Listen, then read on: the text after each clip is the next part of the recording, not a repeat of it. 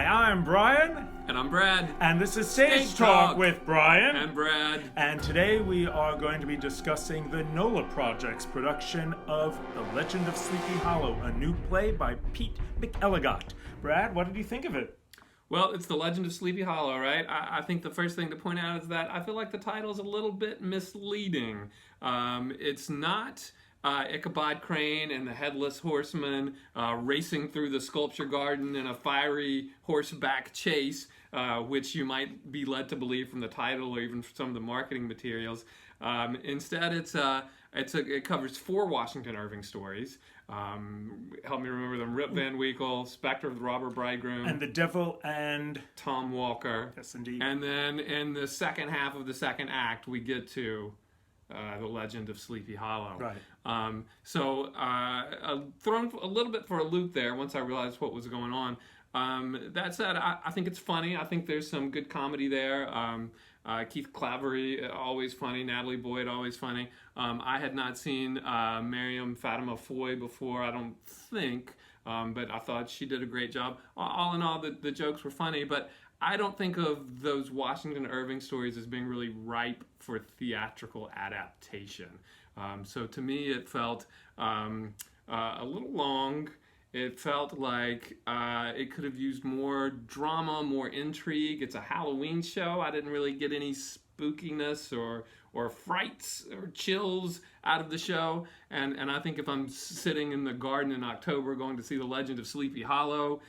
you want to see The Legend of Sleepy Hollow. I want to see The Legend of Sleepy Hollow. And I agree, but I don't have a problem with the stories, because I so enjoyed Pete McElligott's previous productions, especially The Three Musketeers last year, which I think he had done a wonderful adaptation of the Dumas classic, as well as when they had done Adventures in Wonderland, his take on Alice in Wonderland, where there were 3 separate stories that the audience could follow.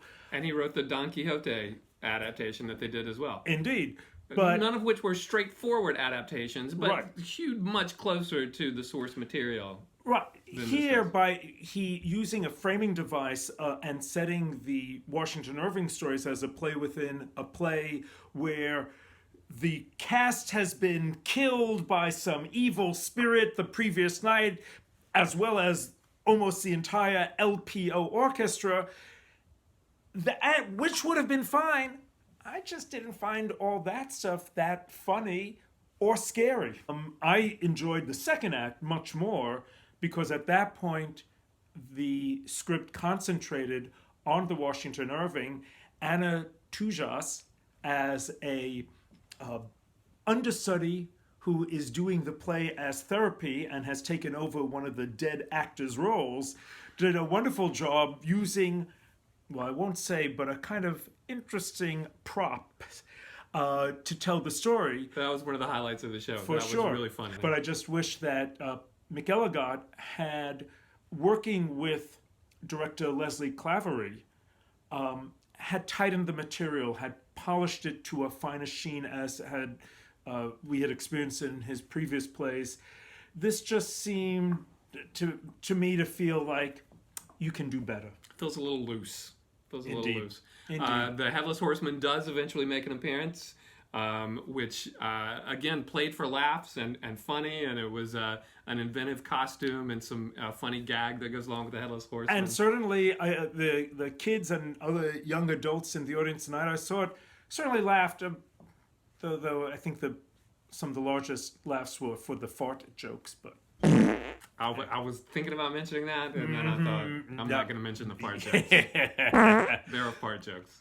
But, for a pure, just silly Halloween spectacle in the beautiful setting of the Sculpture Garden on a nice fall evening, you could do worse. But I think NOLA Project could have done better. Ooh, well put. So a few tricks and a few treats, and we hope we'll see you next time on Stage Talk with Brian and Brad. See you next time. Happy Halloween.